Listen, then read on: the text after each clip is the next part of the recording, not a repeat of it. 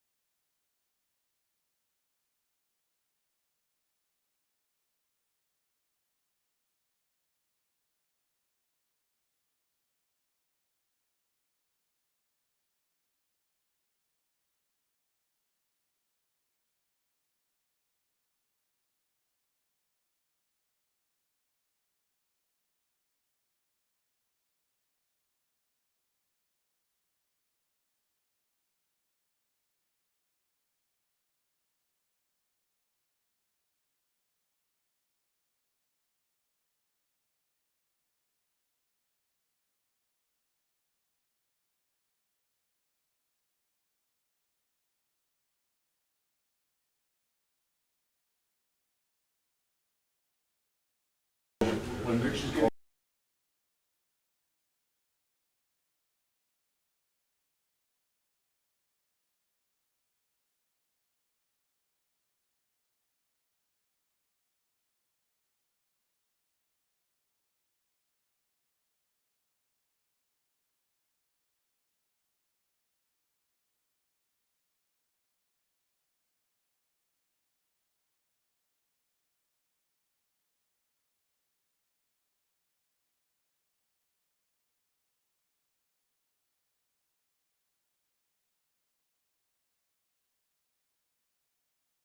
meeting to order, the Operations Committee for August. We have a couple of things on our agenda tonight. We're going to start with an update on the summer projects.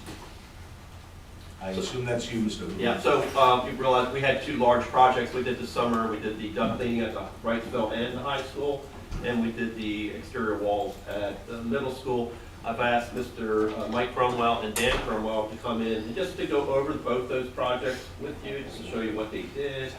I also shared a copy of the third-party inspection reports, if you want to look through those.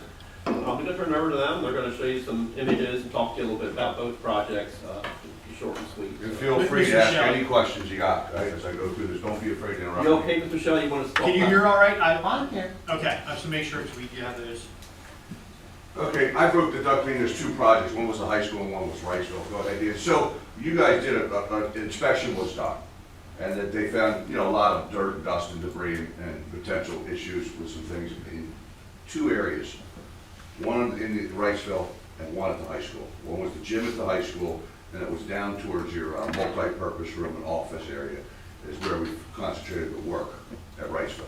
So go ahead, Dan. What was done is basically we cleaned all the ducts out. They were pretty dirty, as you can see from the upper photo to the lower photo. We identified these as the worst areas. Your ducts are all getting that age where they should be cleaned, and you should do a little bit each year. But we identified this as being the worst. Go ahead, Dan. So I'll just go through it quickly. You can see the difference before and after amount of dust and then the cleanliness afterwards. This is, if you notice this dark stuff on here, this is a mastic around that. And that mastic tends to want to accumulate mold growth. Was used way back when, and we know it's a problem. So once after we cleaned it, we put an anchor, we encapsulated it so it can no longer function that way. Go ahead, Dan. There you can just see the blower motors. Just kind of give you a quick one. You can see how much dust was on these. So it, not only does it clean your stuff out, it increases your efficiency, right? Because you're getting air to flow through these things. Go ahead, Dan. And just go back to one. You mean that's the coil of one of the classroom units? Like, That's a heat exchanger. That's a heat exchanger, so you can see how clogged and dirty it was. So actually think of the efficiency we've also picked up by having it cleaned out in the coil, free airflow through that coil. When's the last time this was done? I don't know. I don't think ever. Yeah. This is probably the first time in the life of both buildings. That's why we're saying to you. We identified this area at this school and the gym at the other school. What we're saying to you is it's time to go through and get these cleaned up. And we analyzed the dust, and a lot of it's from Domsco. So That's not true. So, I'm not sure where that's going, but that's not what we've done.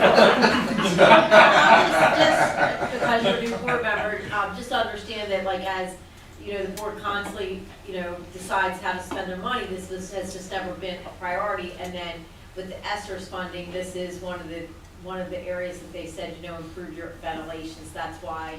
That's kind of like, why now? Why not 5 years ago?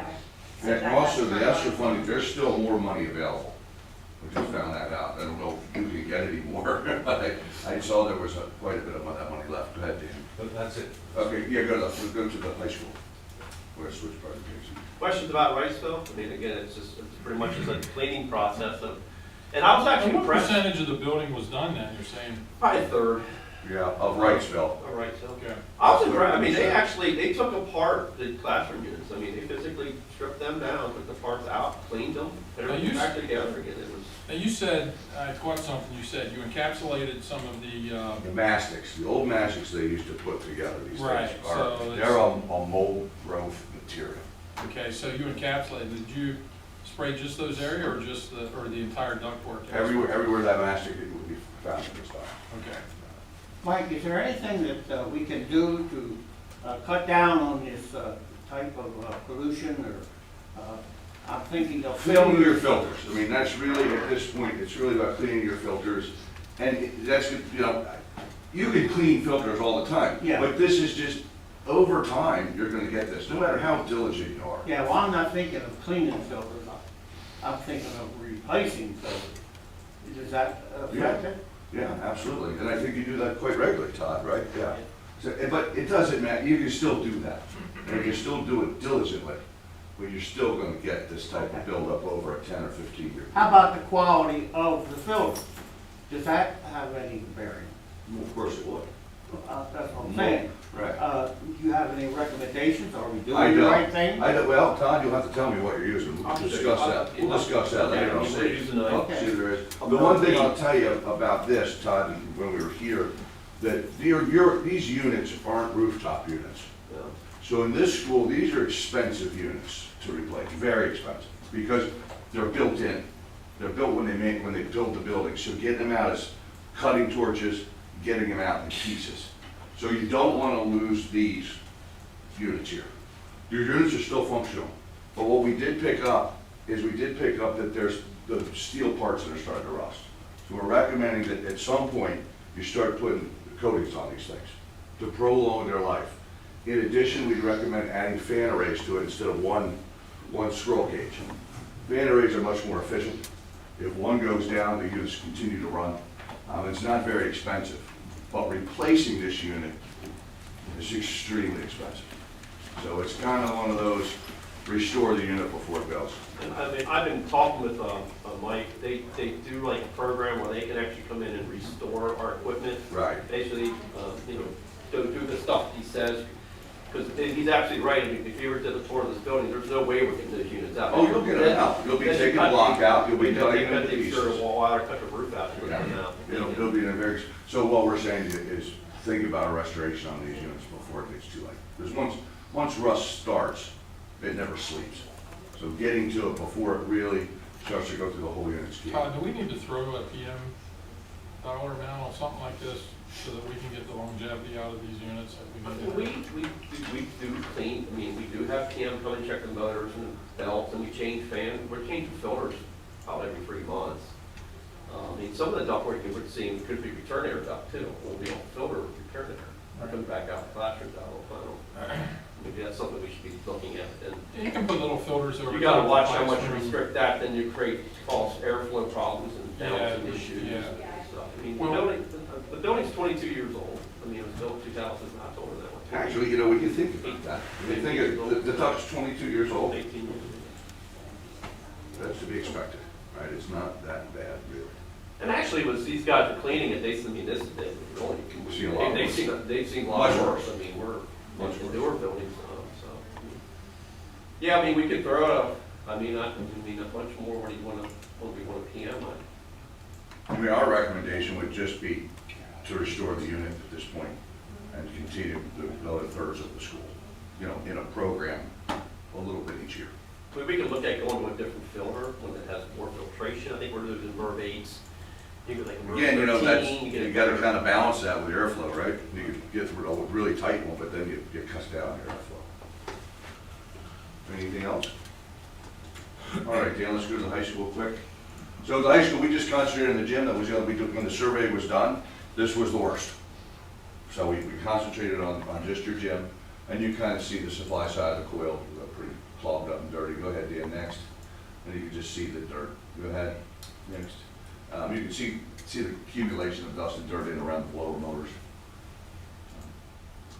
You can see the dust and dirt and the out. Go ahead. And you can see the dirtiness in the drain pans I don't. and then being cleaned out. These are and what you're seeing, those are actually, if you go to the high school and you're looking at the gym, there's 2 large units on that flat roof. That's what they cleaned. They actually went in and actually cleaned What's the those. diameter of that pipe up there roughly? Is that like 16 inches? Let's or see, is guy that like crawled 8 through it. inches? Guy crawled through it, so Yeah. for a guy crawled. Probably 24.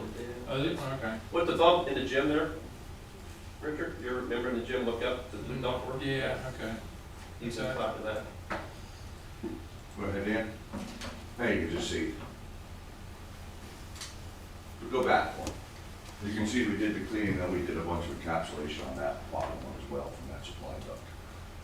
Okay, now we'll show you, here, Danny, want to throw up the. Any questions on the Yeah, high yeah, school? any questions? Now, the other project we did was, again, another bit of preventive maintenance or remedial maintenance for you all, and this is really my strong point. So how we got into this, I work for a company by the name of Tremper, who's a division of Republic Powder Metals. I'm not sure you know who they are, but they own Drive It, they own Zingers, they own Rust-Oleum. So we're part of that. And this company, Pure Air, we purchased a year ago. So, but this is where the world I really live in, which is roofing and waterproofing.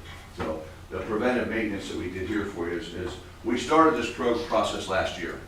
We're working our way around the building. I'm going to pull up the first drawing. One of the things I want to show you is we put these contracts through the Keystone Purchasing Network. So the Keystone Purchasing Network has a method of checks and balances to make sure the school districts get what they're paying for. So what we did is, and this is all based upon unit cost, time and material, right? X amount of hours, X amount of materials, guaranteed. So the original contract was for these areas in light green. What we found was the wall cleaned up much easier than we anticipated. The power washing went beautifully, the wall cleaned beautifully. But we also found we had great weather through the whole thing. So our men made time, made real time. So the dark blue lines, I called Todd up, I said, Todd, we got $26,000 to give you back. We said the board approved to spend that money on this building. So you can see the areas in dark blue is what we executed to complete that $25,000. Now what the process was, go ahead Dan, was basically getting these walls clean, power washing it off, getting all the dust, the dirt, getting off the efflorescence, which you know what that is, that's that white material that collects from the mortars. Go ahead, Dan. All the old caulkings were shot around the windows and doors, the ceilings. Go ahead. How old is this building, Todd? 1993. No, yeah, you're up past that 20-year period. So basically what we did is we cut out all the old caulking, installed new back garages and have three-sided adhesion, and then resealed every control joint, exchange joint, window joint, and door joint, any place there was sealant in the walls. Go ahead, Dave. There you can just see the doors as well. There's your control joints. Are they silicone-based joints? No, actually, we utilize what's a urethane. It's a urethane silicone. Will that break down under UV? Everything breaks down over UV. So, in honest, everything does. I mean, it is a killer, and that's why we use a hybrid. They tend to perform much better for us. Go ahead, Dan. There you can see some mortar joints that were bad that we repointed, ground them out and repointed them. And then you can see just some of the stuff that was so bad. Go ahead. They didn't do such a great job matching it up top there, but you'll never see that from the road. Thank God. So, then basically what was it plain was a sealant on the walls. This is what they call a saline sealant. So most materials you get purchased at Home Depot or you buy prepackaged, they're about 3% solids and about 97% solvent or water. This enables us to put 10% of solids onto the wall because it's a two-part. Basically, it's a special sprayer used that brings the concentrate in and mixes it with water, so we're able to get more actual sealants to the wall. Okay? Yeah. There just kind of gives you the completed wall waterproofing system. Go back to the first drawing, Dan. So, just to kind of let you know, go back one more. Yep. So you started, Todd, we started over here at the dock last year. We worked our way around here, then around here, then here, then here, and then stopped right there. Who's got that? I do. That's nice. Very good. Just push the right button. Thank you. Where'd that come from? But anyway, so we stopped there, and now what we did is we executed this. Back into here, down to here. We also executed this, and over here. So really, all that's left to do on this building to have it 100% complete is this area here. And then all the walls will have been done over a 3-year period, right, Todd? Any questions? And one advantage of doing this, remember a couple of years ago when Dr. Mancuso remembers that year very well, all those cracks and all those gaps in the wall just allow water to infiltrate into the building. So by sealing the building up, replace HVAC system, but also now sealing the building up, we're basically really creating that barrier to moisture from getting into that building. Well, the key in how these buildings are constructed, all these types of constructions are basically steel and concrete or block. So in all through all this wall, you have Doric rock, you have all kinds of steel. And if you allow moisture to get to that steel, over time that steel starts to rust. And as it rusts, it expands. And then once you get to that point, now we're replacing block, we're going in and treating that bad rebar. So this is kind of excellent PM to keep you out of those types of structural issues. If I could just add, I know your workers that were at Wrightsville Elementary, the secretary sent not one but 2 emails about how great they were to work with. They Well, that's were good to hear. extremely helpful. We had summer programs going on at the same time. We had EYRC there, and we had our summer extended learning program where all 3 elementary kids were coming together at Wrightsville Elementary. So Todd was working with us, trying to schedule where kids would be, how we'd stay out of the construction area. Your workers were kind, helpful, open doors. They saw us lifting stuff They're from water. supposed to be, it doesn't, thank you very much. We were you know. doing water activities, and they were like jumping in saying, we're glad to help you and carry these things, and they were extremely accommodating, extremely polite, so You know, thank that's- you. That's our goal, It made a is to difference. hire people like that, right? You We found want them all to them, be yeah. like that. I got nervous when he first started talking. I was like, oh no, where's he going with this? That's great. Yeah, two emails. I wasn't nervous because I knew if there was an issue, I would have heard about it. I would have heard about it pretty quickly. But it's not often that we get the compliments on the end, so thank you very much. I'll make sure the guys hear that, you know, I'll let them know that you complimented on it. Because in my world, which is construction, which is roofing, waterproofing, and dealing with this stuff, it's not easy to find labor. It is absolutely And, not. and it's not easy to find labor that's gonna behave themselves. It's not easy to find labor that doesn't have a criminal history with it that I can actually bring into a school, so, thank you very Yeah, much. they were great. We hired a guy today. He didn't show up because he went to the mental ward. Yeah, That was where we're at these days. well, it's unfortunately, it's where we live.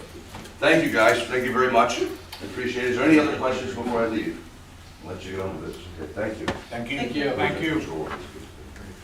Yeah, but later back. Yeah. Okay, Oh, this is his. it's all right. He knew you were gonna Give steal it it. to the wrong guy. I knew you were gonna steal it. Thank you. Now that's Larry. No, I was giving it, I Mine's thought Larry. we got one from him too. Yeah, we know. Very nice, thank you. Thank you. Okay, next item we have on the agenda, I assume this is also Mr. Hoover, which is district vehicle purchase plan. Yeah, it is Mr. Hoover, he just walked out, because we realized we put something on agenda manager late this afternoon. And we need to make a couple copies of it, so I think he's just grabbing a copy or 2 of it. Okay, well, So I think you grabbed that being the case, I was. He's got it. Oh, you're back. Okay. Yeah, you made, Mr. Shelley needs a copy. Does anybody else want a copy while we're talking? Would it be easier for anybody? We did add this to agenda manager, like I said, later this afternoon, because we were waiting, to get, quotes and things back from these vehicles. So Todd, I don't know if you want to talk about it, or you want to. The board remembers we've been kind of talking about vehicles. We brought up we're in need of vehicles. We talked about the supply chain of vehicles. So we have a couple options that we wanted to share with the board. Yeah, I think we talked, oh my gosh, was it back in May? We were talking about vehicles, and I'm just telling you the condition of some of the vehicles we have in right now. Jim showed your current vehicle list. We kind of were in a program up to like 2018 where we were trying to plan in vehicle purchases. And that kind of got pushed to the backside. So trying to get that back up. So one thing kind of feel like the immediate need is we could really use another passenger van and a district cargo van. The object of the passenger van is our GMC 2000 GMC. Oh, come here. Our 2000 GMC 10 passenger van right now is not roadworthy. It won't pass state inspection. We are trying to work at a solution to get it back on the road, but it has over 134,000 miles. Again, it's 22 years old. We're just looking, it should be replaced. I mean, so we went out and got a quote for our 10 passenger van, And then the other suggestion was, right now, our courier delivers supplies in a Ford Escort. That's, you know, so, there's times when she does need a van while she takes a passenger van. So now she's throwing boxes on seats and stuff, so, we were looking at that, why not have a cargo van? And then the cargo van also serves the purpose of, when our van does take trips, they need a vehicle to help tow. We would make that cargo van also a towable vehicle that can tow, so they would have another vehicle to tow. Presently, when the band goes to an away game or to a show, they use 3 district vehicles. One of them was the yellow GMC van, so if we don't have that van, you know, now what vehicle do we get? So we're kind of. Okay, so what do you want to do this year, Todd? Why So don't you- this why don't you- year- Why don't we get right to the punchline? All right, so the punchline is, we went out, got quotes. I got quotes for a Chevy, and I got quotes for a Ford. My recommendation is, I thought we got some pretty good pricing on that option plan, was the Frederick Ford 10-passenger van and the cargo van. So we have the option of buying them straight out, that's the price you're seeing there, or we can lease them for 5 years. Is there restrictions for a 10-person van for a driver like Yes, that? you cannot have more than 10 passengers, or the driver has to have it's not a CDL It's not a license, CDL, but special- it's kind of a special license to do anything higher than the 9 passenger one. Right, but up to 10 if you're fine with the regular. Yeah, yeah. Mrs. Weaver, what's your thoughts on, you know, the purchase, lease it, like Yeah, whatever I you mean, think is better so, for us? I think so right now we have $40,000 in the current 22-23 budget that we kept in there for what we thought would be leasing vehicles. But, you know, the leasing price, is, you know, 5.6% interest is what the current lease is. Ouch. So it seems kind of high, and the fact that you could transfer the 40,000 from the current budget to the capital reserve, that's basically would cover your cargo van and 5,000 of your other van. You do have funding in capital reserve to afford both of these, so our recommendation would be to buy these both outright. Yeah. Understand you're not gonna see them until Spring and probably. spring, but we thought we would like to get that moving now. Is the interest rate the only thing that's stopping you from leasing? Yeah, I mean, I just think because you have the funding available, I think that, you know, I think it's. You're likely to be Might interested. pay the interest. Yeah, What would be an acceptable interest rate that would make it more financially attractive to lease it? I mean, Actually, would you prefer to lease it rather than buy it outright? If the interest rate was attractive? so honestly, you know, I think the whole idea is really, for me, not necessarily purchase versus lease, it's making sure we continue to fund it in the budget, so that even though we say we transfer the 40,000 and move it to capital, we decide to buy these outright, because I think that does probably make sense right now with the current market and things going on. I still think when we start to talk, we'll be talking soon about the, I forget what year I'm in, because I've been working 3 years, the 23-24, you would want to still keep that $40,000 and rethink getting back to a better vehicle replacement plan overall. And, you know, because when we had that plan going, again, different budget issues, why we stopped doing that, you know, we were able to replace vehicles and keep them, you know, more in line with what we would want our students driving in. Well, and even if you look at the last vehicle we're talking about is what, 20 years old? It doesn't, if we're gonna keep something for 20 years, it doesn't make any sense to lease it. You might as well just buy it. Yeah. Well, the only reason I say that is because you only had 120,000 miles on the thing. The mileage doesn't mean anything. Usually a lease is what you would, if the interest rate and the power of purchasing it, your mileage would be the consideration. But if you're doing it outright, would it be better to keep the cash back? I'm only asking you because I don't know. Yeah, I and think and every purchasing time when outright we makes lease, sense. we've done lease to own, so we've always owned them at the end of the lease anyway.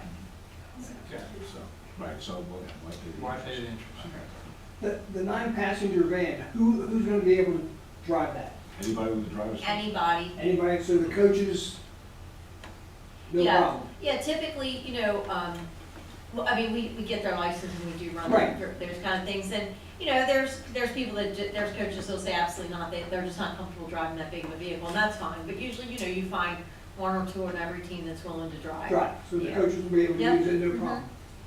Yeah, I mean, they've been using the they've been using the van before, the coaches have always used it.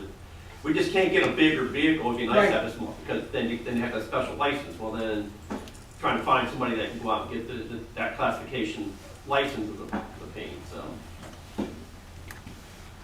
Okay, so your plan then is to purchase this year, that's what you need for this year? My recommendation would be to get these two vehicles this year, and then next year we'll probably come up with, start replacing district maintenance trucks. Okay, so that's the 10-passenger van. On the cargo van, what are you suggesting? I recommend the Ford, the Frederick Fleet, express cargo van, same van, top one. That's at 34,748, and then we could also do the, actually I thought that came in a pretty good price, especially since it's almost $12,000 cheaper than a Ford. Have you explored the 1 to 3 year old market, or is nothing there? Not now. Nothing. Yeah, that's crazy. It's harder for us to buy a used vehicle because we have to get quotes, so you almost have to, you gotta develop those quotes that, correct Ms. Week, because you have to, have everything, it's not quite as apples to apples, so you gotta really kind of write your specs and make sure you get, kind of understand what I'm saying, it's a lot harder to get a used vehicle than for us to go out and buy a new. Yeah, and if you look at used vehicle prices now, and you're talking a couple of grand difference from just buying something new.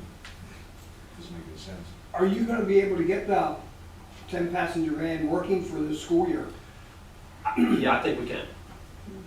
It might not be the beginning of the school year, but it'll be within the school year. We got some rust to patch. Once we get the rust patched up, once I get my maintenance guys freed up, we'll have it. I can get it patched up and get it inspected probably within a week.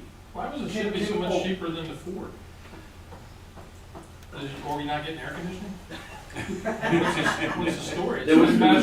I used the Ford specification when I sent it to I developed the specifications off of Ford Transit and sent it out to Ford Frederick Fleet, and this is their comparison or their match to the Ford Transit. So. Is our bus fleet people going to be able to give us a 10-passenger van when we need it? I mean, if we don't have it to start school, and we gotta send the cross-country team out and everything else? We have two. We have two. Yeah, We still have 2 10 passengers. Yeah, we still have 2 10 passengers, so we should be okay. We also, on the agenda for Thursday, are asking to rent, correct me if I'm wrong, Mr. Hoover, to tow, to help with the van, to rent that for, I think, 6 weeks, or is it 8 weeks? I rented a F-150 pickup just to tow one of the van trailers. And I don't have a vehicle. In fact, right now, as it currently stands, I have, with the rented truck, I still need 2 more vehicles. Because one of our trucks is in the garage for manifold, which I might not get back. And the other one's having engine problems, which need to go to the garage when I get the F-350 back. So. I just wanna make sure we But have to come enough back to your vehicles to question, take yeah, I mean, kids and everything else. for the most part, we're all but 2 runs of our buses are covered. So again, the bus company has vehicles. It's just the capability. Will they have people to drive them? I think we'll be fine to start the year for. Can our people drive their buses or their vans or not? No. So we have to hire. They drive. Yeah, but their drivers would be. Well, I was just saying, if they didn't have a driver, then maybe one of ours would. But I don't think we're gonna have. I mean, we're gonna find someone. Right now, I think we're in pretty good shape. We had the opening bus drivers meeting today, and it's pretty positive for Eastern York right now. How about the pickup? Is someone in the district able to drive that if you rent it? Well, we've always had volunteer band parents drive our vehicles before, and it's no different with that. Okay.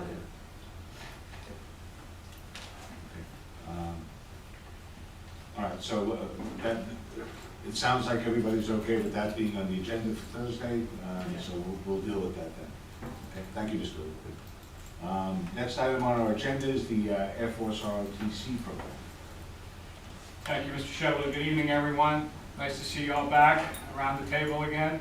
That means and signals we're looking at the start of a new school year, I believe. So I wanted to just remind the board that in June, we did take a look at this memorandum of agreement with the Air Force Junior ROTC, And I know there were a few questions that came up at that time. Those questions centered more around space and where we would put people and how we would do drills and things like that.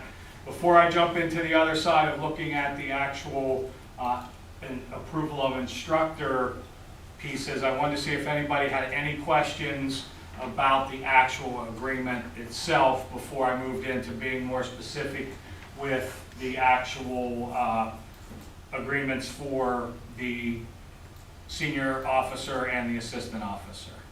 I have a question. Sure. On page 2, it says provide supply support.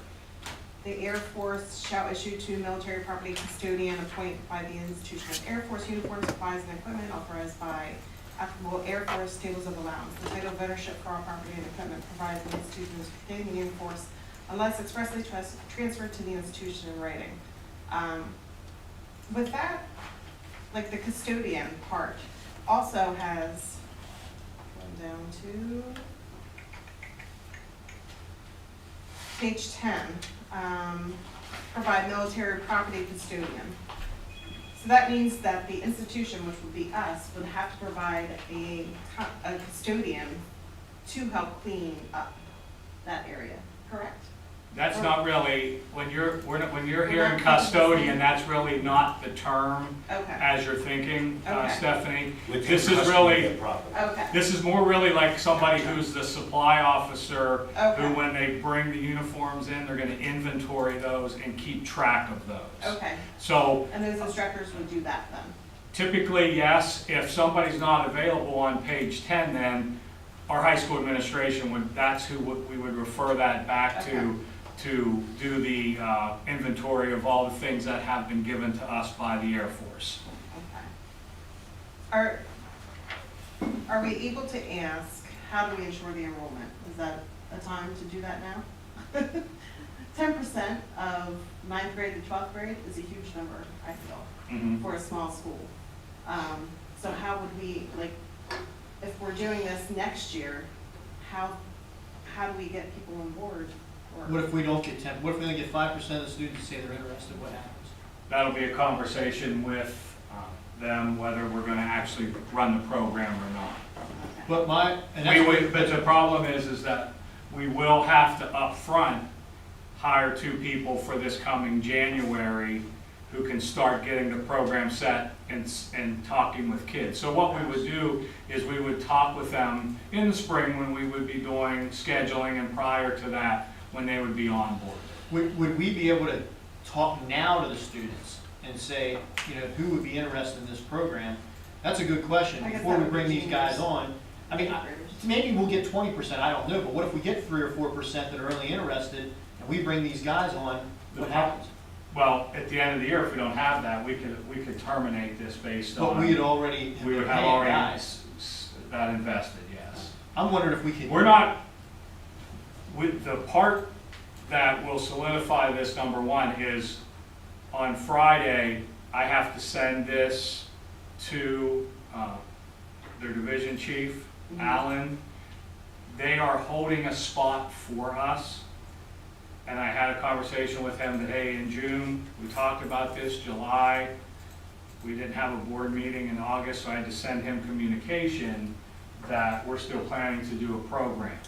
If he doesn't probably get this on Friday, and this is I'm not putting any pressure on the board, I'm just explaining the timeline because he has held our spot longer than he should have because he wants a program to take place here. If I don't give him this signed, then we won't have a program at all. But we have no idea how many kids are gonna sign up for it. I mean, No. that's just the honest truth. That's We may correct. not- We may not get the, so how many kids do we have in our high school?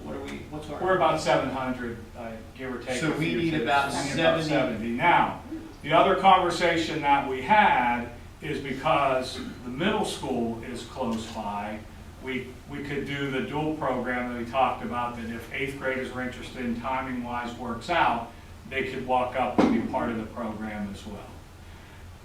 And I'm sorry, Mr. Shelley, my feeling is that they want the program to go.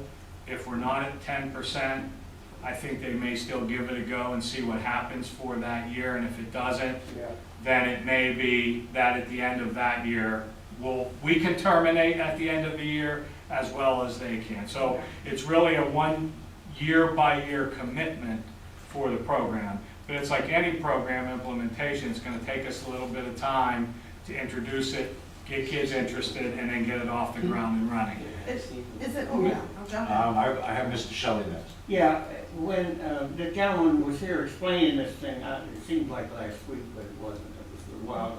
Anyhow, if I understood him, if we can't get enough of students to meet the number, we could invite people from Columbia or Central or whoever. Other places, yeah, we can do that. That's in the That's program. that's in the memorandum as well. It's actually called Crosstown Enrollment. Yes, yep. So would that be more of beneficial for us to go and to other schools, like to our neighbor Central initially? Central already has the program. Yeah. Central already But I has need their to own. join If they have theirs. more, they could do that, yes. Okay. Or we could, if we have kids interested and they have room, we could always go there too, if that's the way it would work. I think it's just, unfortunately, right now, we don't have all the answers until we actually roll out that program. My observation of with Richard and Mr. Bailey, we traveled a couple places and the kids were really enthused about the thing. And if we want it, we've got to go with it and worry about all these problems later on. There's a way out if it doesn't work. But if it works, I think it will benefit the community and by far benefit the students. Yeah, I think. Doug, And did you- provide them, Did you have a comment, Doug? a lot of No. future opportunities. Then, John, you? Well, what does the program look like through a day, a week, and a year? Like what actually, what is it like? It's in their schedule, Stephanie, so they'll Okay, have. so it's just one class or? No, is it it'll be like- multiple classes as they Okay. get into it. I believe it's 4 leadership classes, and then they have other, and then they drill. So it could be some things before school, some Okay. things after school, I think they some things through the summer. Yeah. So and it's not like so- a small elective, this is like a. No, this is- Yeah, it's a this lifestyle. is This is a it's a commitment. program. Yeah, it's Yeah. a lifestyle for them. And what, the other thing that the Division Chief Allen talked with us about was that sometimes if kids want to just take the course and get a little flavor for it and see what it's like, they can do that as well. And then they can get into it as well. That was So gonna I be my think, next question. I think we can kind of mold and shape it what we want it to be. I believe there will be some interest from our student body in this. I really do. And so the other piece I did want to share with you is that, as you know, there is a financial commitment to this endeavor. Unfortunately, I can't give you an exact number. What I can estimate is what we've been told is to budget from like 150 to 160 for both as a full payment, and then we would get half of that back. So we would get half of the 160 back, so we would actually be at 80 then. Yes. Okay. Yep. And so I just want you to see this document because I just kind of wanted to walk you through it, that the first piece, I get to use the laser pointer tonight again too. So right here where it says extended contract, we're going to just stick with the 10 months that is required in our memorandum of understanding. That MIP is the amount of we make up the difference in their retirement plus what they would have made on active duty. Is that correct, Mrs. Weaver? Did I explain that right finally? You did. Okay. So in the agreement also, enhanced salary, our senior aerospace science instructor, the SASI, in our agreement, they're required to be like a high school department chair. So that cost you see there, the $3,000, is what we would pay a high school subject area coordinator, and they would attend all the meetings and be part of the curriculum development team as if they're a high school department chair. Because we will be doing additional things in the summer potentially, we added 10 days of per diem for the summer. So what's when you roll that up, it's not a cap of 160, it's 160 plus, Could be, yes, yep, potentially. yes, Do we So, get half of that for everything? yes, yes. So We get say half that back for again, I whatever didn't we catch that. expend for their We get half back salaries. regardless of the numbers. So, okay, got it. Yes. So, okay. I didn't know if there was a cap they put on us, like we're only gonna No, reimburse you no. this amount if you go above They, it. they have a pretty much average that they know what it's gonna be. What we've been told is, if we don't put some of these pieces in, a little bit of an extra for them, we're most likely not going to attract anybody. If we just say 10-month, that's it, we Makes might sense not that be they would do successful. stuff in the summer. And, you know, it could be that we don't have anybody that could be potential instructors, because they have to be in this area or be willing to move from where they're at to this area to be an instructor. Now, let me, I got a question, I didn't quite catch what you mentioned to Teresa. What was that again? The So- up and above? You have to pay them, so it's all retired Air Force people. You have to pay them the difference of between their, at least the difference between their retirement and what they would have gotten on active duty at the rank that they left at. Well, that's 50% of their pay potentially. You pretty Is much that on make it a top of the whole. 160? No, Or- no, that's part like of it. that's the That's part of it, minimum, yeah. that's the Blended. minimum salary, so. I got you. Yeah, that'd Okay. be the minimum salary. It's the blend, okay, got it. Now I understand. And Just then so you know, the military has changed their retirement. It used to be 50% of their base pay when you retire. Now it's ambiguous. You don't have that. You have to, just like any other person when they retire. So when these programs start to mature, it's not gonna be the same thing as easy to calculate, just so you know. And so the last thing is, because they will be employed by us, then one of the benefits we did put on there, we would have a Peaser's expense with that as well. So what do you think the total expense for this program will be, instructors? Let me jump to one more, Richard, can you hold that for Sure. 1 second? I just wanted to show you also the assistant, the aerospace science instructor there. The only thing we would have there, they're not getting any of that department chair pay. They would get the summer pay, or the 10-day per diem pay, because it could be not just during the summer, it could be a trip maybe over the break or something like that, and the Peaser's piece. So those are the two other pieces that, if we approve this on Thursday evening, I'll send the signed memorandum of agreement and these two documents signed. They will then begin to advertise on their end and take their portion of advertising at us, and hopefully at some point then beginning to vet two instructors that we would be part of that process. For the following year. For January of this For year. January. For January of this year. They come on, but the They program come won't on, start till the program does not start, the actual program doesn't start till next school. Richard, back to your question, I'll let Teresa estimate that. Yeah, I'm sorry, I had to like think. I had the number and I wanted. It's just I'm just looking for a. So I guess, because what I was thinking about was, how are you gonna, okay, so you already have your budget set for this year, so you're like, oh, we're gonna start paying them in January, what are we gonna do there? Right. That's the question that I was actually anticipating, not the one that you asked, I'm Well, sorry. I want the program so I would much say that I once the still know program what starts, I think it it would be, probably if I had to, you know, based on our conversations with them, I think the district's portion would be about $80,000. So 160 total, I think we'd be close to that I estimated it would be max. under 100 total was when I was watching this go.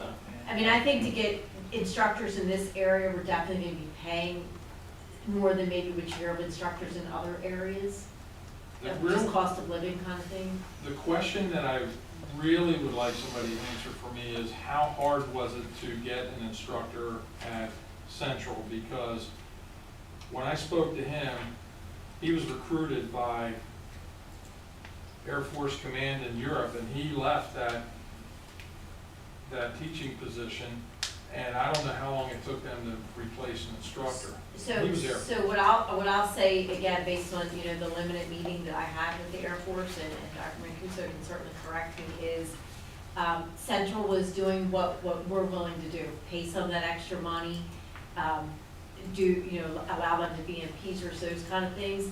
A program didn't work in one of our districts right over on the other side because they weren't willing to do that.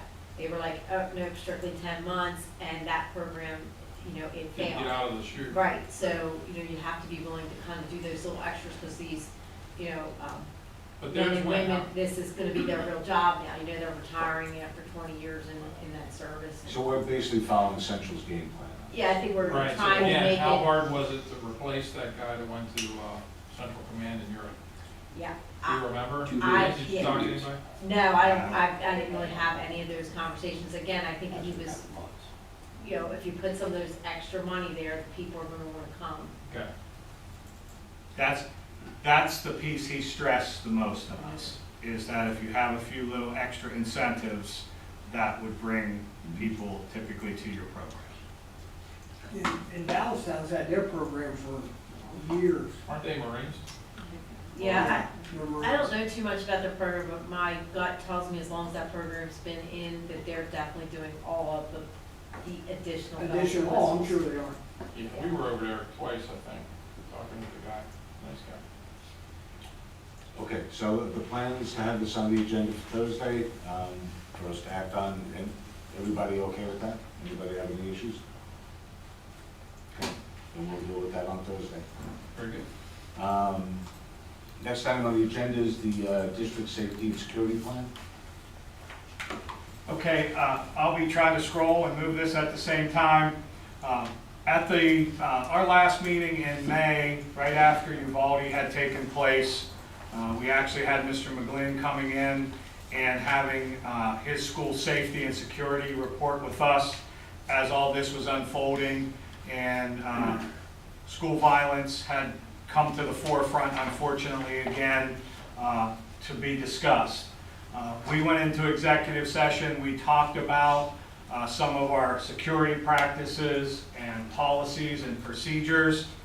As a result of kind of coming out of that, the board had tasked me with taking a look at what we currently have in place and what are some potential upgrades, enhancements that we could make to our system to even become more secure than we already are. And so tonight, I'm going to put a disclaimer. I'm going to be talking about some programs and equipment pieces. If it's somebody's desire on the board to begin to talk specifically about practices, procedures, locations of things, That's executive session. we must go into executive session for that discussion. So I just wanted to bring that out before, if that's something on your mind, we have to go into executive session because that is a security piece that we do not want to divulge in public. Okay?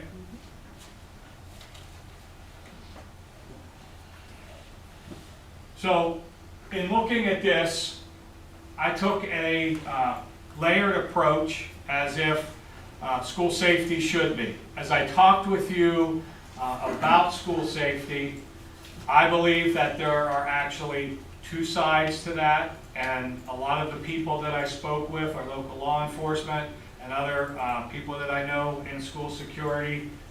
You gotta have a side that's our prevention side, things that we do from the mental health and pieces like that.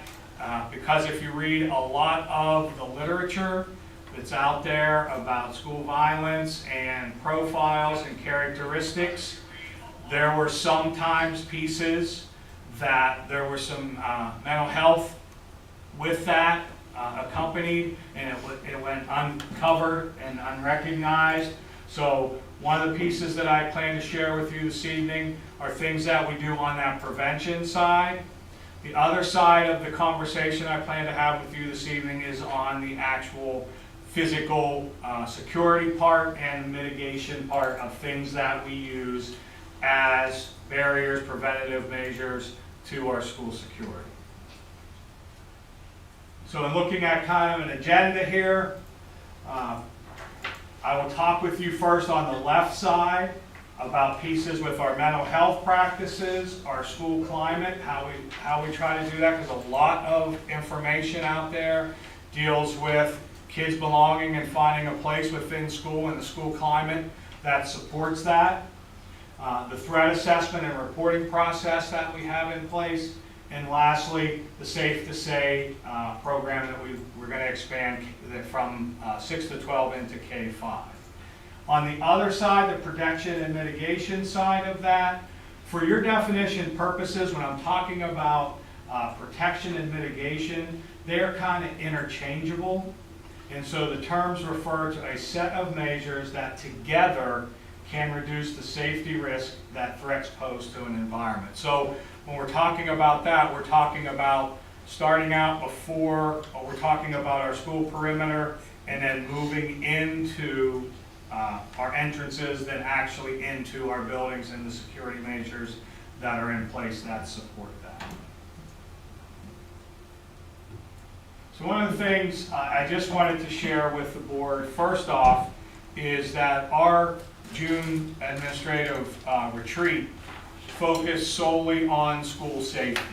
So we spent 2 days looking at our health and safety manual, which is the large 150-page document that has incident command, has if there's a specific incident that takes place, these are the actions A, B, C, D that people have to take in order for us to deal with that. From there, we put together a smaller team of our principals, and they're working down to create, right now I believe we have that just about complete, and we'll be sharing that with our faculty, those particular measures tomorrow, about one particular health and safety manual that's condensed down with the key pieces that our faculty needs to know to deal with. There's a lot of other pieces in the health and safety manual that they would not be involved in if it's a situation, incident command, a school teacher would not be involved with that. That typically be myself, Dr. Shoemaker, Mr. Enders, or a building principal, depending on how that was taking place. And I've told you before, if there's ever a situation, my expectation is that we make sure our teachers are trained to take care of the kiddos that are in their classroom and have to make decisions based on the situation as it presents itself, because no crisis situation will ever be the same, because it could be in one building and it could take place in a different, and all those other variables with that are part of that. So we just have to understand that, but we're trying to streamline some of those processes so that we have standard operating procedures across all 5 buildings. And so we have talked at length about those, and we've condensed that down. We'll be sharing out those standard building procedures and those standard classroom procedures that we want to work on and be consistent on. Can we get a copy of that then sometime? Yes, yep. So on the side for us, when you see EYSD, that means these are things that we currently have in place that we're using that support the mental health practices for us. So we have school counselors at each school. At the middle school, high school, we have 2 to deal with academic, social, behavior concerns that are there. Student assistant programs at each school, those are programs that parents, teachers, other students can report somebody who may be having some difficulties with substance abuse or drug alcohol situations, behavior situations, and then we go through a process of doing an assessment with them, and then that would result in some type of potential referral for further treatment, assistance, whatever they may need at that particular point. We do have a contract with True North that comes in that does the mental health independent or individual disabilities. And when you see that MHIDD, that's services that we deal with on the mental health side that we contract with, and somebody from the outside comes in and does counseling in school for that student who may need the assistance. Do we have evaluation in part of this? Yes, yeah, that's always first, Richard, is the evaluation piece, and then the treatment piece would be second. So we try to find the antecedent to that. Multi-tier systems of support. We also have, that's the behavior side as well as the academic side. So we have pieces in place for that. That includes our universal screener that, if you recall, we started doing those universal screeners with our kids, that there's certain questions that they're asked. It all deals around mental health and behavior, and from that we have actually been able to identify some students, if we weren't doing that, otherwise who would need services. So when we get a red flag, as it's called, we call home, we share that information with them, and then we would begin to put a plan together with those families. I had True North Counseling on there, and then Laurel Life. One of the things that we do have within our buildings is we have our behavior transition classrooms that deal with some of our students that have some more difficult behaviors. However, we want to still have those students be part of the school population and sending them out into classes, but also giving them some additional supports for behavior at home and at school. School climate things. We have our teamology, as you know, the characters, that we have assemblies with our elementary and all the way up through middle school and high school. In addition, we have our positive behavior intervention supports. That's basically where we see students doing well. We try to reward that, and then we also celebrate that with different assemblies and pieces when the kids earn enough points for displaying positive behavior. The armor part of the armor. That's the armor. That is the part of the armor program, Richard. As you know, to check in and work with kids, we started morning meetings. So every morning, we'll check in with the kiddos before we start class. Sometimes we'll have a prompt around a specific item. Other times it's just a free flow conversation. 5-10 minutes. It's just a quick check-in, see how our kids are doing, and then we move into our academic part of our day. We are doing some book studies around morning meetings to be a little bit more effective with that. It was just something that was an offshoot when we were doing all remote learning. We felt we needed to have a piece that supported the kids, that they could just talk. And so that's really what that particular time is. You may also hear some schools have that formalized as an advisory program. We're not quite that specific. Some schools would have an advisory program that they would go, and you may be, as a classroom teacher, in charge of 10 students, and you check and connect. And we do have some of that in place. That's something that we could look at as well. We did do a 4-hour training on trauma-informed interventions with trauma-impacted students. One of our speakers, our guest speaker on Thursday, is going to talk with our staff a lot about adverse childhood experiences. And there's 10 different kinds of, as they're called, ACEs. And we're finding out that 25% of our school population comes to school with at least one ACE. So coming through our doors that's why prevention is important on this side, is because we have students coming in that things happen at home. We've got to first try to remove some of those barriers, and then we can get to the heart of the matter of teaching our content and trying to have our students learn by removing those barriers. So some of that conversation will be around that. And then CPI training for school staff. You may be familiar with that. That's safe physical management. If we have to, unfortunately, try to deal with a student who may be a little bit out of control, sometimes we use a physical approach as a last resort to try to work with students that may be behaving in a manner that's very difficult. Share a little bit. I know Mr. McGlynn spoke at length with you about this in our executive session. So we do have a threat assessment team that we would have in place.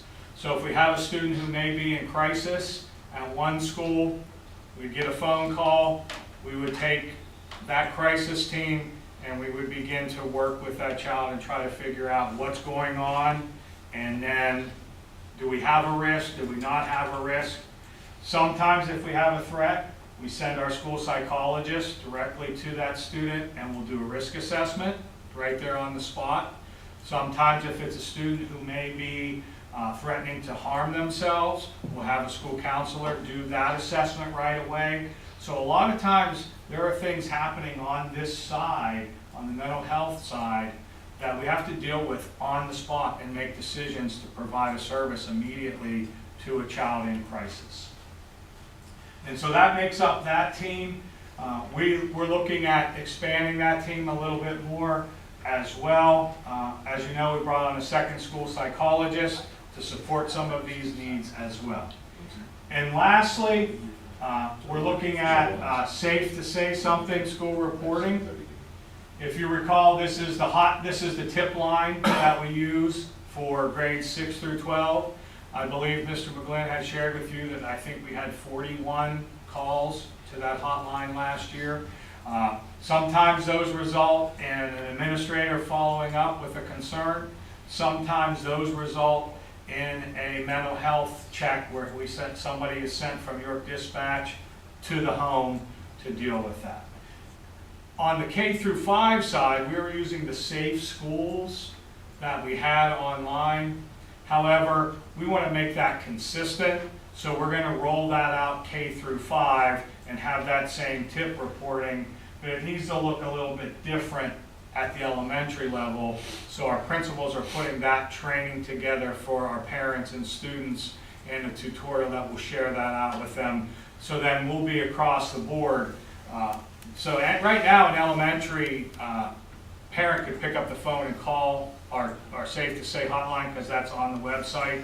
However, we want to put the signage and all those other pieces in the training in place so that our elementary students are aware that if they hear something, tell a parent, you can call, and there's 5 of us that have been identified. We either get an email, or if it's a life safety tip, we get a phone call directly from Harrisburg, and then we follow up on that. So I talked a little bit about some of our recommendations. Currently, we're looking at a program that is in some of our local school districts.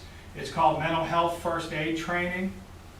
It's a high school program, middle school, high school program more specifically, and it trains our teachers to take a look at behavior, signs, symptoms of potential mental health concerns, drug, alcohol concerns.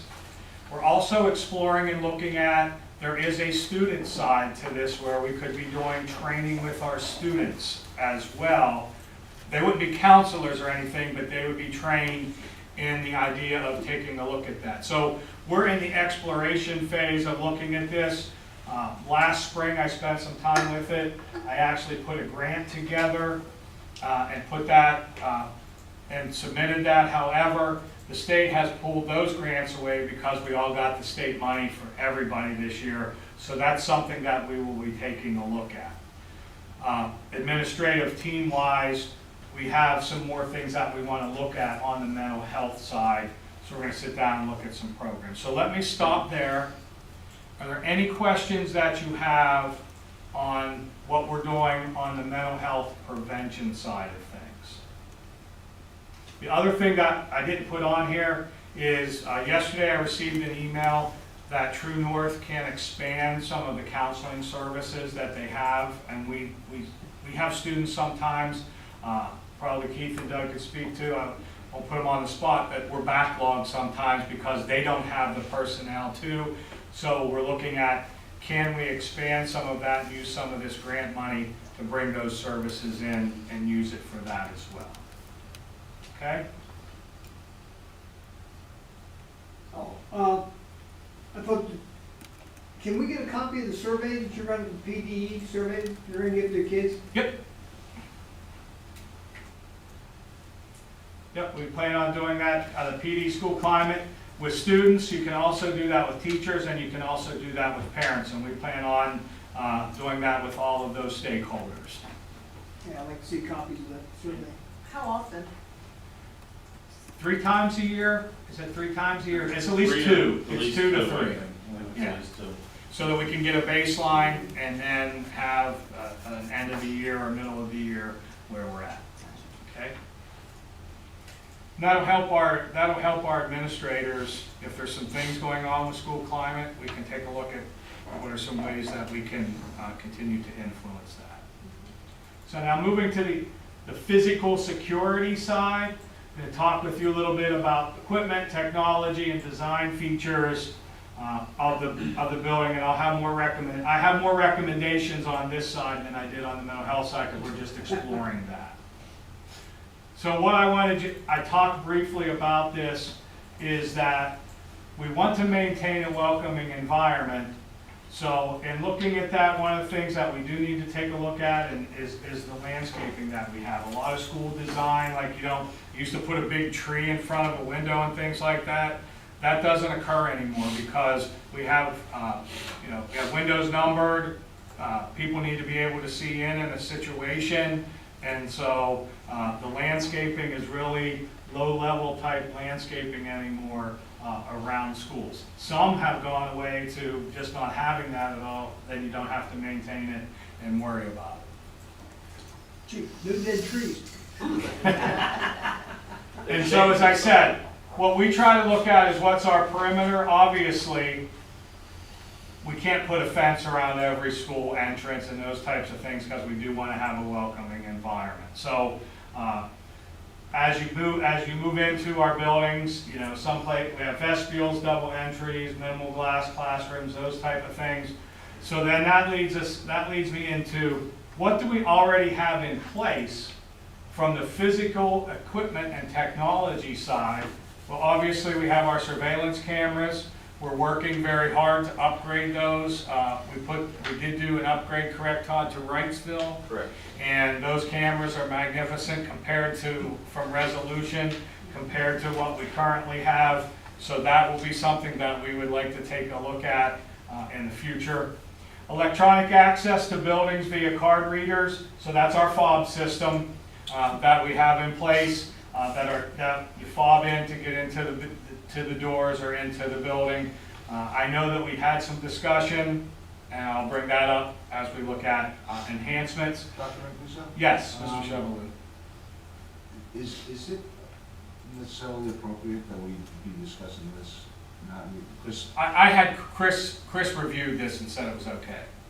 okay. We're not saying where they're I feel like at. we're publishing. Here's everything we got, guys. And because it's not how we use it in those pieces. Okay. You know what I'm saying? Okay. And like I said, I did have I'm not comfortable with something. I did have Chris from Stock and Leader look at this, and he Well, said he's he not a was security okay. expert. He No, didn't- I mean, from a standpoint of what we can share in public and what we can't. I kind of agree with you, John. I think we ought to go, when we start talking about buying this and buying that, Well, also, when we start talking about the type of security we have at entrances, and all, I'm not comfortable that we do that in a public forum. anybody else? Well,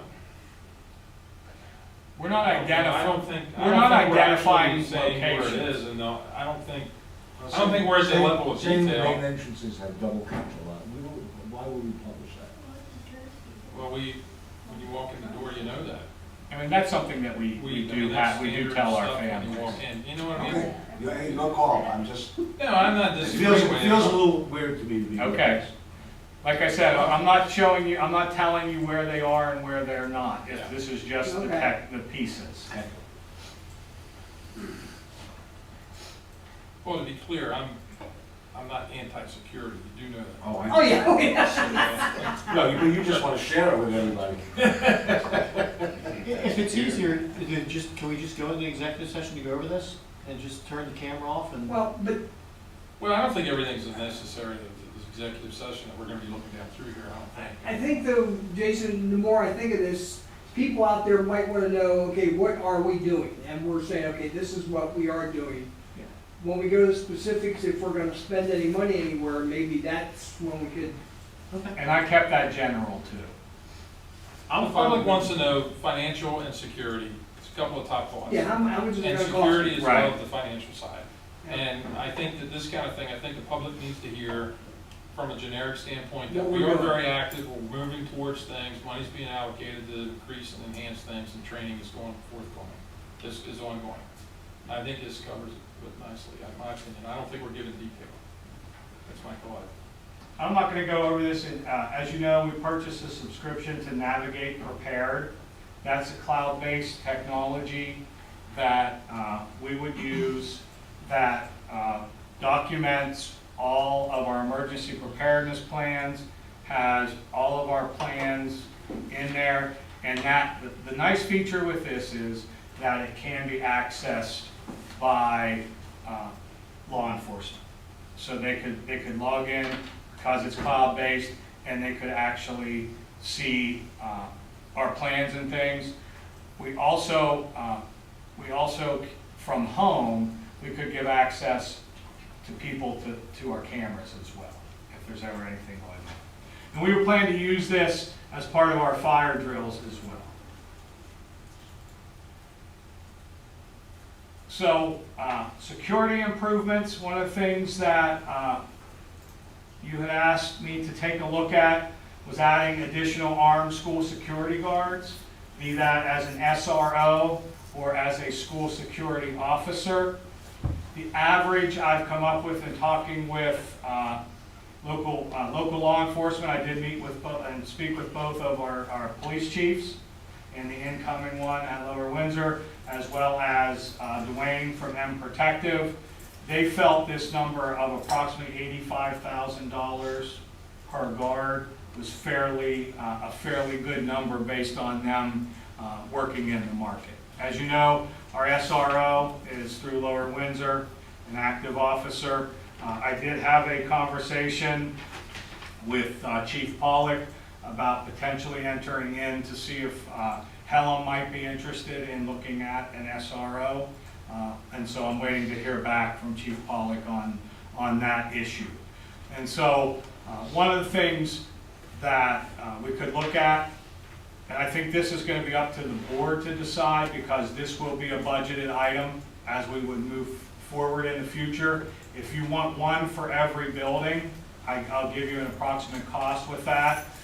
Or do you want to have another SRO who would be like at the middle school and would also cover Canadockley, and then a security officer that would be around, assigned to Wrightsville and Pelham? A lot of the discussion that makes it difficult is because, like our SRO at the high school, they sometimes become involved in other matters. At the elementary level, we would really like to have a presence at arrival and dismissal during the day. Other than doing security checks and walking around, they don't intervene. They could be doing, some curriculum things. Same thing. Right, they're not going to do the same thing at the high school. Because you have the same issues. Correct. So one of the things we talked about is would there be the ability to get somebody part-time versus trying to go full-time with this. So I just wanted to put all those pieces out, that those are in play. I'm just going to have to talk with you. If you want 4 school security officers, that'll be the direction that we would go. My recommendation would be to look to see if we could maybe add one more SRO, and then see if we could get part-time people to be present for our elementary schools, to be there at the beginning and the end of the day, and maybe some time. They would do security check once all the kids were in, come back, do a security check before dismissal, those types of things. Or if you want somebody in your buildings all the time, we could move in that direction. I just think there's a lot of options for us to pursue and think about, versus I don't want to come right out of the gate and say to you, here's what we need. Talk to some other school districts. Some do, they have full people in their buildings all the time. Others have kind of that model where they have just people who maybe are there on a part-time basis as well. What's our SRO cost us now, Teresa? 93,000? Am I correct on that? I think it was less than that. That's about right. That's what we budgeted. So I think it was a little less, but You're right. Are the armed guards through M Protective a good bit less? they'll be. He told me if they're going to be full time. Yeah, if they're full time. Yeah.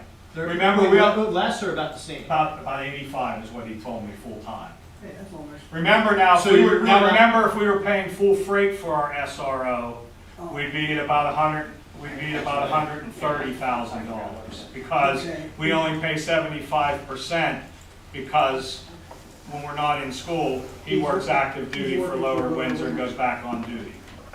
But you're really not saving much by going with the guys from M Protective. No. You know, I mean, a full-time person. That's what I'm saying, if Yeah. we go, but now they could have, because we don't know what the availability that these guys Correct. have. I mean, I know, when I talked to Chief Pollock before, he didn't have anybody interested in being an SRO. Well, they would, if they, what we would use, if they would want to follow the model we did with Lower Windsor, they brought on Officer Jackson and then they hired another officer. And does so- M Protective have enough guys too? If we wanted to put one in every building full-time? he said it would, he thinks he could do it, but he's not sure. I mean, because one of the things that's happening is other school districts are looking for the same service. Because I don't necessarily, in my opinion, think we need a police officer in our elementary schools. But if it's the same cost, you know, then, I thought maybe it would be a savings to go with the unprotected guys. Now, he did, and that's what he told me, that's what his, that's what the current pay is. Yeah, our current SR is $87,099.55. Okay. But now, And we would be not paying for any benefits or anything for these people, because we would just be paying on a contract basis versus not being our employees. could Helen put an SRO in the middle school since it's not No. in lower? It's not, It's no. not Helen would Township. cover Craig's Creek and Wrightsville. Yeah, Helen would cover Craig's Craig's Creek Creek and and Wrightsville. Yeah, If I you think want Chief another Pollock S, said before that he didn't want to do that. well, we had a different kind of conversation around that, Mr. Shelby, the other day when we spoke, so. As long as JG was done. Well, no, I think he's more open to that discussion. That's what I mean. Yep, Yeah, yep. because being an SRO, like up in the high school, you get involved with classes, the kids, you're teaching. I really can't see an SRO in an elementary school, but it would be nice to have one in the middle school. Right now, our guy covers both. Correct. Yeah, Jackson does both buildings. Yeah, it'd still have to be lower, it would most likely have to be a Lower Windsor officer. Now, that would be another follow-up conversation as well, because, you know, they have to decide also, because there's a financial piece for them Oh, as yeah. well. And, yeah. And at this point, I just wanted to get the tenor of the board as to what kind of direction you want me to go. I'll What's the reach back timeframe? out to Dwayne and have some further conversation around part-time, if he has that, and then I'll continue conversation for potential of an SRO, is what I would say. What is the board's feeling?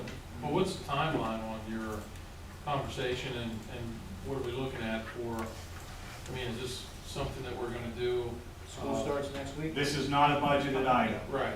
So my question is, based on your conversations that you're talking to folks, what has to happen before we can get enough information to come back? I just have to reach back out and get more detailed information, Richard. Why don't we just schedule an executive session here next month to go over everything and discuss it in detail? I mean, that'll give you enough time to get Sure. your information. I think probably working with Dwayne, we could probably do something sooner than that, but Whatever you and Jason think, I guess, but Well, as not long as me. you got enough No. information. You're the president of the board. Well, yeah, but I mean, that's a group decision. Yeah, I know, but I'm saying whenever you wanna have the meeting. Oh, Not okay. us. That's, I thought you meant we could put it on my.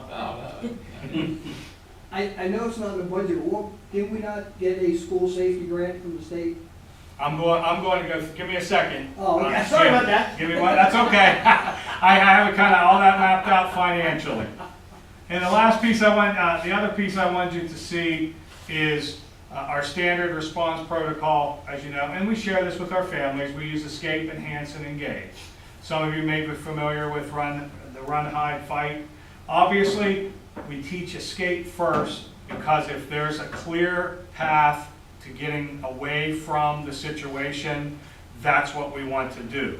If there is not a clear path, then we have to enhance, which your term you would be simply looking at is that's a lockdown. That we would potentially have to lock down in an area and engage. That's the last resort that people would actually physically go after the assailant. And so that's the protocol that by the end of the first week of school, we will have gone over with all our students K through 12. That is an expectation that has been clearly communicated to our building administrators.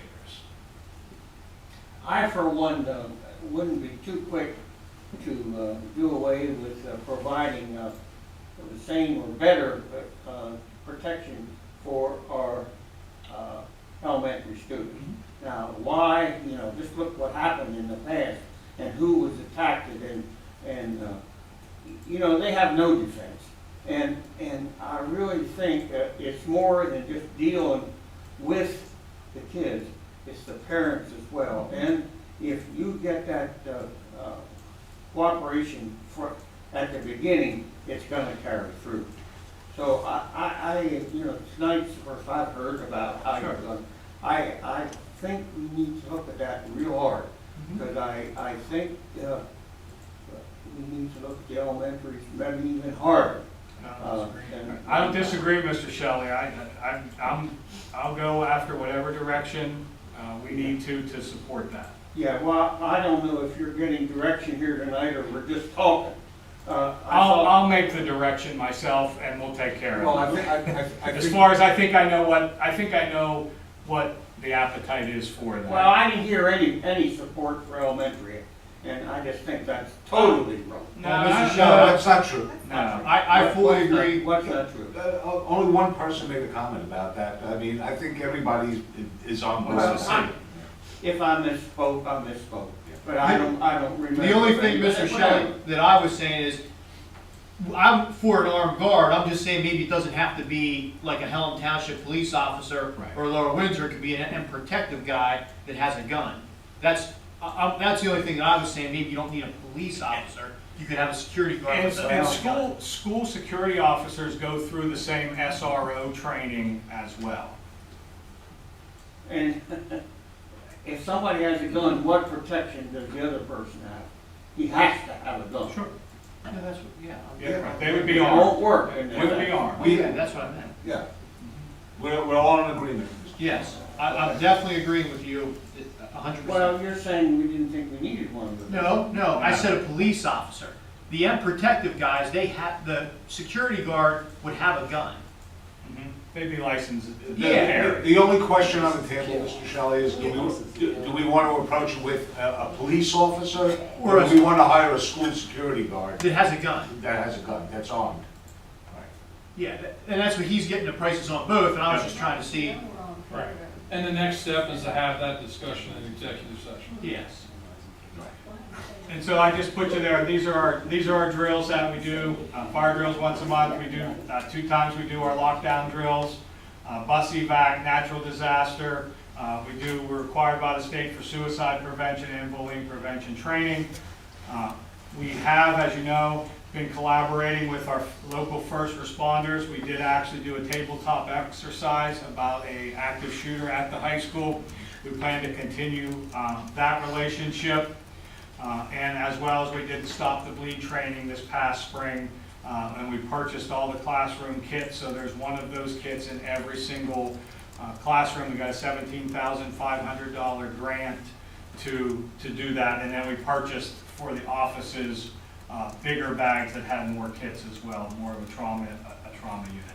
I talked with you about the trauma-informed training and the ACEs there, and then so for everybody's benefit, when the new state budget was passed, every school district was allocated $100,000 for mental health and $100,000 for school security.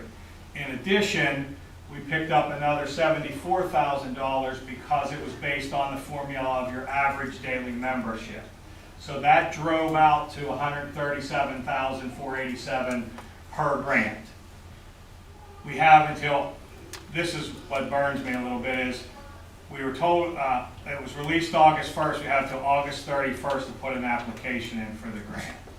So there's not a lot of time for us to really explore and really put something long-term in place.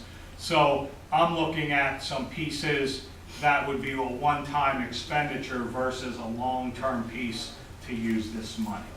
Is that for tangible assets, or does it have to be for training? It can be for either or. What you have to understand is also the caveat they put on it, there's baseline 1 criteria that your school, that came out in February of 2021, that you have to meet baseline criteria, so we have to go through a checkpoint in the application. If something's missing, that's the first thing they expect us to address. One of the things I'm proud to report is that pretty much our district's into the tier 2 and tier 3 of school security. So we can be looking at some other options, or we can write specifically in the grant and justify why we're going above a particular baseline 1 criteria. Do you have anybody that you have allocated towards this that would have enough time on their plate to be able to do something like that? No, Mr. Zepp, I believe school security is one of the sole responsibilities of the school superintendent. And So you're gonna be doing that? So I will, while they have enough to take care of, I'll be working closely to deal with this piece. Okay. And Mrs. Weaver will help me do the budget. Not solely, that's why I said not solely. But I mean, I think the superintendent sets the expectation for the climate and culture for school security and the expectations. Yeah, these grants are arduous to apply for, I'm sure. It's more the budget side that's the pain than the actual So description. that's why it's not a big deal for you to take it on then? Thank you. That's what I said. I was helping you out. Richard, she's gonna turn around and point back there. Yeah. So, What, March here? if you recall, from our cap reserve in the spring, we did not do the elevator project, so we have about 98,000 of that money still available to us that was gonna be allocated for something in our plan. We had an increase of $600,000 to our basic end funding in our state grant. So that was in addition to the $200,000 for safety and security. So we have another $600,000 available to us. I'm not saying we spend it all on something, I'm just saying that's now an increase to our budget. Yeah, can I just stop you there? Just remember that's in this year's budget. Yep, So that whatever, I know. Yeah, you no, know because that. next year we It go won't back. necessarily be there next year. Right. correct, I mean, yep. we're hoping, the number stays the same, but. Because they could Just wanted to clarify lower that. the level of funding Right. next year. Oh, that's an increase. And then we did have some monies unspent, however, we know we just rolled that back into the cap reserve, but that was additional money that was allocated for 21, 22 to do some capital projects. So our funding priorities, as I said, one of the things that we, in working with Mr. DiPiano, is we've been trying to bring in outdoor access wireless access points, so that when we are outside, we do have issues with our Wi-Fi with the building. So in order for us to use Navigate Prepared, which will support us doing some emergency preparedness with our teachers and plans, I would like, we can talk about this, but I'm saying that could be something that we could allocate that money directly towards and complete that project. That'd be great. Mr. Shelley, you look like you have a question. No, he's getting hinky about the security I side. really don't like talking about things Oh, like this we is have, a- like this we is a have a hard problem with one. our Wi-Fi outside the building. I don't really think we should be discussing that. Okay. Maybe some of the safety things that were in the junior ROTC stuff that needs to be allocated more Yeah. as well. Do we want to go to executive session, John, on the spending? I've felt that halfway through this conversation, we should have been in executive. For this slide and the next slides, Yeah, that's fine. That's okay. You gonna turn that off? You're gonna announce the executive session? It's an executive. Executive session,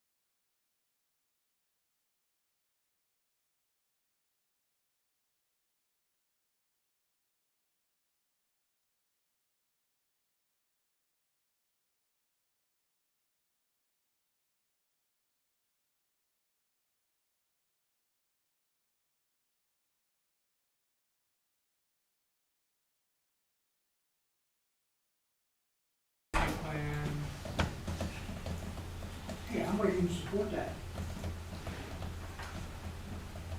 There's not much to it. That's why. Say a lot, right? Okay, this evening, I wanted to share that the board is going to be seeing a draft of the 22-23 health and safety plan to start the school year. As you know, we had to review this every 6 months. We did review it at our administrative team retreat and talked about potential changes to that because it needed reviewed. However, that was just simple items of, we don't want to do this, we don't want to do that. At that point, we reviewed it because it was the time of year. We just left it in that form and continued to bring it forward. As you know, last Thursday, on August 11th, the CDC did come out with school updated guidelines. We were pretty much moving in that direction with our health and safety plan anyhow, in eliminating certain things. So this evening, I would just like to walk you through the health and safety plan and answer any questions that you may have, and then we can decide whether we want that on the agenda or not.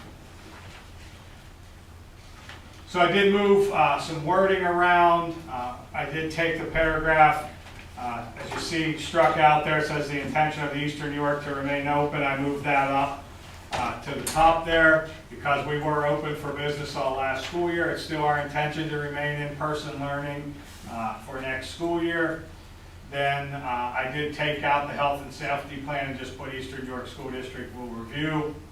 And then recommended changes will be presented to the school board. I took that out because there's a previous spot in there that says the board has to approve revisions and it has to be posted to the website. Mrs. Bousman was looking at state language when she had, that's okay. I just went, this was not our wording. She asked if we could just put social and emotional learning in there, what SEL meant. That was the state term that they were using because we were to address some of that in our health and safety plan. One of the things that we were a little disappointed in on page 5 here is the strike that all meals covered by the district are being provided at no charge to families for the duration. That was struck this summer, and everybody that's not on a free and reduced basis within the school district is required to pay for their school meals. And we reset through our budget the school lunch prices. Now we move into the actual categories that we were required to address. Under correct wearing of masks, we will continue with face coverings, masks being optional to be worn by faculty, staff, students, and visitors for the 22-23 school year. We struck out any language about potential mandates, and then we did leave in that we would monitor COVID positivity rates on a weekly basis. Just wanted to let you know that our back to school night for kindergarten is included. Somebody's calling. They go back to school night. Andrew's doing it now. And so that needs to stay in our health and safety plan because one of the only things we're really required to still do is report on a weekly basis to the state COVID positivity. So we do have, that's the one thing we are required to do. So we will have to keep a record of positive cases as they're reported to us. And then we will just, every Friday, I go to a secure site, I put a number in to the building with the case. No more, no less. If there's no cases that week, we don't report. So you can see under physical distancing, everything is struck there because as per CDC guidance of August 11th, social distancing is no longer recommended as a preventative maintenance. So we will take that totally out. Social distancing will no longer be part of the school setting, so to speak. We did have like some cafeteria seats and things like that still last year. We're going to take that away. Some of the elementary principals did like a little bit of distance sometimes between the kiddos eating lunch, so they're gonna try to keep a little bit more space than typical, but it's not as a social distancing measure. Hand washing, that hasn't changed since we started, so we just keep that in as a reminder. We have posters and things in our building to address that. With cleaning, we did take out twice a day because we're being advised to basically continue to clean the way you always have. One of the things that we did take out, the frequent cleaning of desks and things, because that was being done by our teachers, and that was taking some time. However, I still wanted that option to be available to our staff members. So should they request disinfectant to clean desks and things in between, we will provide that with the soft microfiber cloths that we used, and they can have the disinfectant to do that. One of the things that we hope we see, which the cleaning of our ductwork hopefully will help us, is to continue to increase that outdoor air into our system. That is still to increase air ventilation into your buildings, still is a guideline that's being recommended. Contact tracing, that will be eliminated. We will not be contact tracing, and so therefore we won't be quarantining students that are close contacts. That would be, if there's something going on with that, that would not be our responsibility.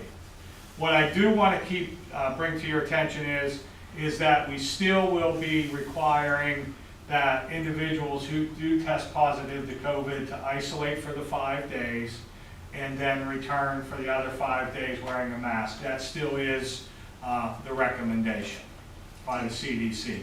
The one thing that they did say was that on day 6, if you're symptom-free and fever-free, you can return after the 5 days. If symptoms still persist, then you should still stay home. Just like, we have students right now, if they still have a fever, we ask them to stay home. If they're using fever reducing medication, we want them to still stay home if they have a fever. So we would ask that to be.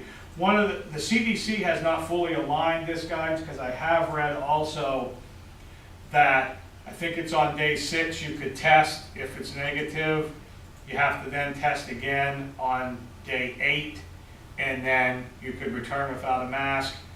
I don't want to continue to have our families to continue to go test. I'd rather them just be able to return with the mask after 5 days as a precaution. How long do they have to wear the mask? 5 days. Because that should probably be in there then.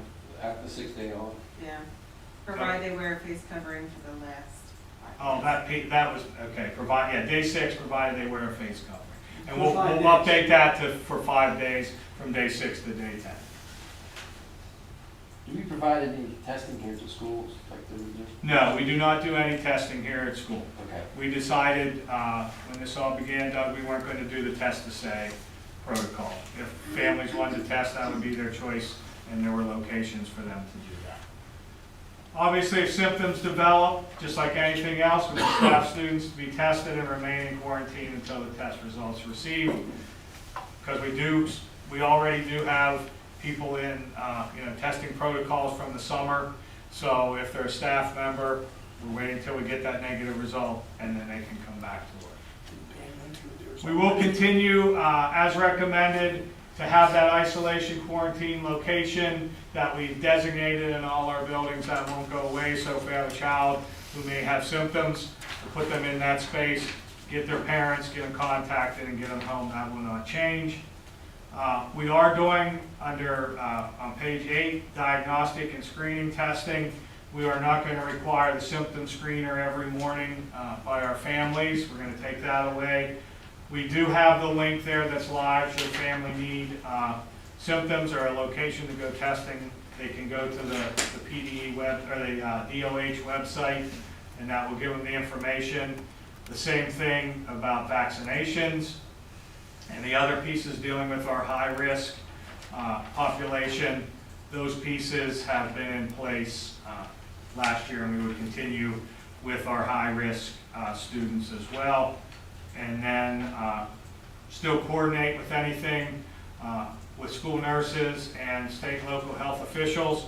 What I can tell you is that I received an email last week from Pde that pretty much they were making no changes, giving us no guidance whatsoever, and we were to kind of pretty much figure that out as a local school district and decide what we wanted to do. So pretty much, as I said, looking at this health and safety plan, the major requirements are if you're a positive case, we still want you to stay home and isolate. And then I'm required to still report cases. And so with physical distancing gone, contact tracing eliminated, we are pretty much down to, other than having to wear the mask when you come back to school, pretty much down to a normal operating school day. Questions? I have a question, Dr. Mancuso. On the SEL, is that a requirement in order to receive the funds, we have to use that material? The social. Well, we use the BAS screener in those things, Mrs. Rubel. Yes, that is, a yeah. requirement. So, The health and safety plan part is a requirement, yes. Yeah, that was my question. Are our teachers required to take SEL training? We've provided some of them for the morning meetings.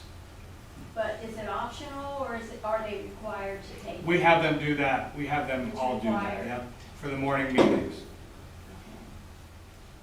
So are we using ESSER's funds then to purchase those materials? We do that under learning loss, yes, because we're required to address that in ESSER. Yes, we are requiring that. We are using ESSER's funds. Because we have 7% set aside for that.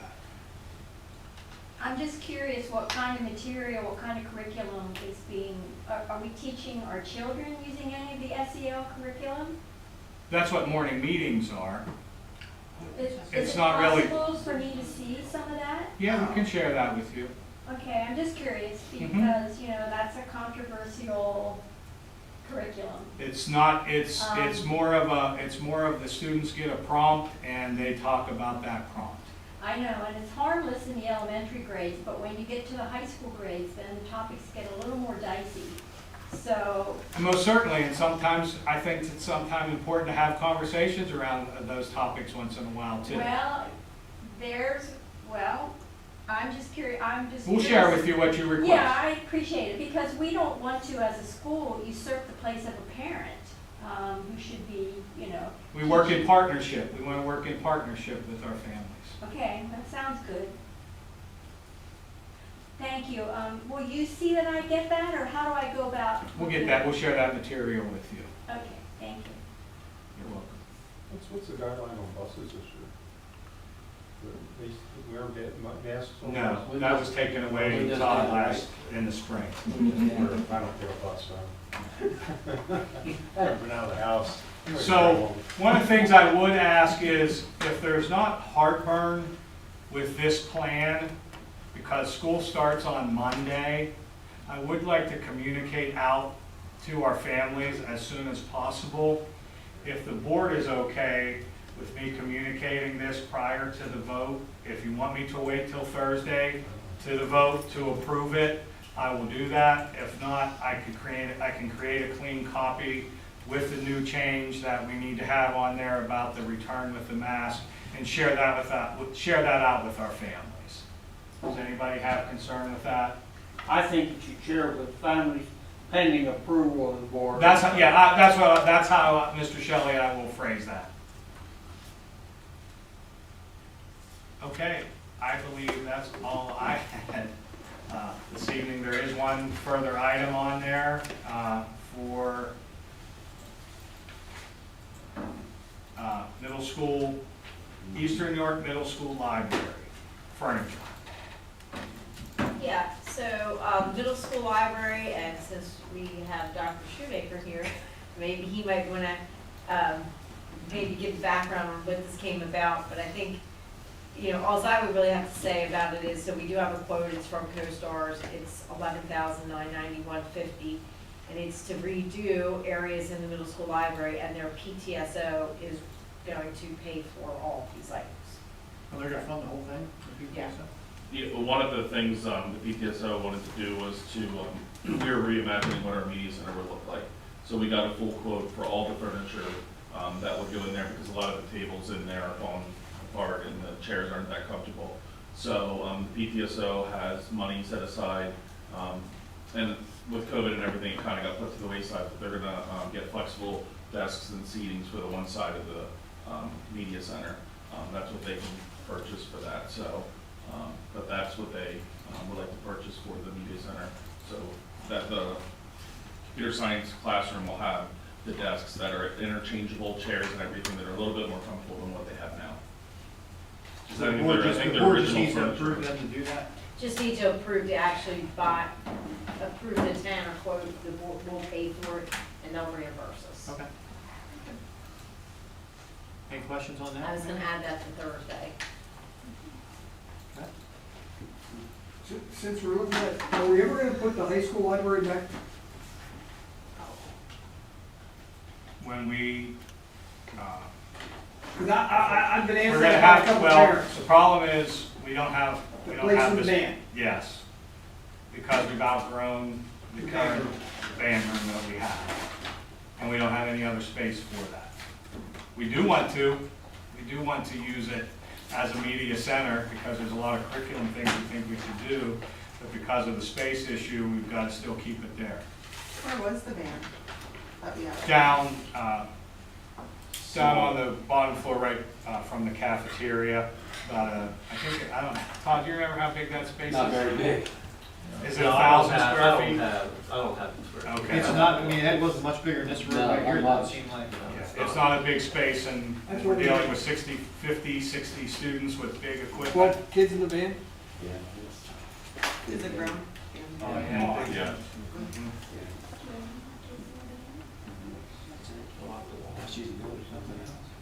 Okay, nothing else? Adjourn, just again as a reminder, we're invited Thursday morning up to the opening day. And then if not, we'll see everybody Thursday night here. Those shirts, those are